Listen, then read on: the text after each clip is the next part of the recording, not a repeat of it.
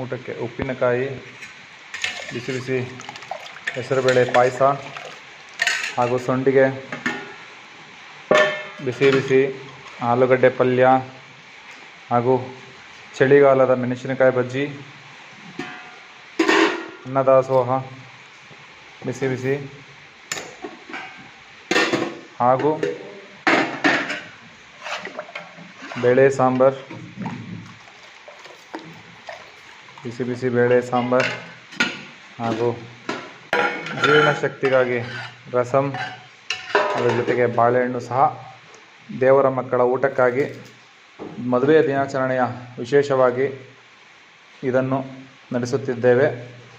ನಮಸ್ತೆ ಸ್ನೇಹಿತರೆ, ಇವತ್ತು ದೇವರ ಮಕ್ಕಳ ಊಟಕ್ಕೆ ಒಂದು ವ್ಯವಸ್ಥೆ ಮಾಡಿರ್ತಕ್ಕಂಥ ಮದುವೆ ದಿನಾಚರಣೆ ಇದೆ. ನಮ್ಮ ಸ್ನೇಹಿತರ ಒಂದು ಶಶಿಕುಮಾರ್ ಅಂತ ನಮ್ಮ ಸ್ನೇಹಿತರು, ಅವರ ಸ್ನೇಹಿತರ ಒಂದು ಮದುವೆ ದಿನಾಚರಣೆ ಇದೆ. ಅವ್ರಿಗೊಂದು ಶ್ರೀ ಪಾಂಡು ಮತ್ತು ಶ್ರೀಮತಿ ಲತಾ ರವರ 25ನೇ ವರ್ಷದ ಮದುವೆ ದಿನಾಚರಣೆ. ಈ ದಿನಾಚರಣೆಗೆ ನಾನು ಅವ್ರಿಗೆ ಶುಭಾಶಯ ಕೊಡ್ತೀನಿ. ನಮ್ಮ ಬೆಳದಿಂಗಳ ರಾಷ್ಟ್ರೀಯ ಪರವಾಗಿ, ದೇವರ ಮಕ್ಕಳ ಪರವಾಗಿ ಶುಭಾಶಯ ಕೊಡ್ತೀನಿ. ಇವತ್ತು ಅವರ ಒಂದು ದಾಸವಾದ ಒಂದು ವ್ಯವಸ್ಥೆ ಇವತ್ತು ಇಲ್ಲಿ ನಡೆದಿದೆ.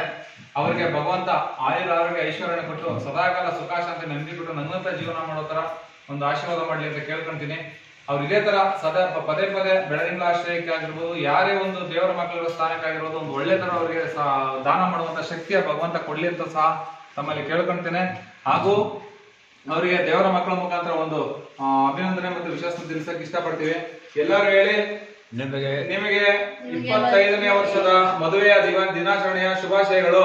ನಿಮಗೆ 25ನೇ ವರ್ಷದ ಮದುವೆಯ ಶುಭಾಶಯಗಳು. ದೇವರು ತಮ್ಮ ಒಳ್ಳೇದು ಮಾಡಲಿ. ಧನ್ಯವಾದ. ಹಾಗೂ ಇಲ್ಲಿ ಕೆಲವರು ಮಾತ್ರ ಇದ್ದಾರೆ, ಕೆಲವರು ಕೈಯಲ್ಲಿ ಇಲ್ಲಿಗೆ ಬಂದು ಊಟ ಮಾಡಕ್ ಆಗಿರೋಂಥ ಶಕ್ತಿ ಇಲ್ಲದೆ ಇರುವಂತ ಕೆಲವು ವ್ಯಕ್ತಿಗಳು ಸಹ ನಮ್ಮಲ್ಲಿದ್ದಾರೆ. ಅವ್ರಿಗೆ ರೂಮ್ಗೆ ಸಹ ಸಪ್ಲೈ ಮಾಡಿರ್ತೀವಿ. ಅದರಲ್ಲಿ ಒಬ್ಬರನ್ನ ತೋರಿಸ್ಲಿಕ್ಕೂ ಸಹ ಇಷ್ಟಪಡ್ತೀನಿ. ಹಾಗೂ ನೋಡಿ, ಇವರಿಗೆ ಬ್ಲೈಂಡ್, ಕಣ್ ಕಾಣಿಸೋದಿಲ್ಲ. ಸೊ ನನ್ನ ತಾಯಿಯ ಸಮಾನ ಮುದ್ದಾಗಿ ಮಾತಾಡ್ತಾರೆ.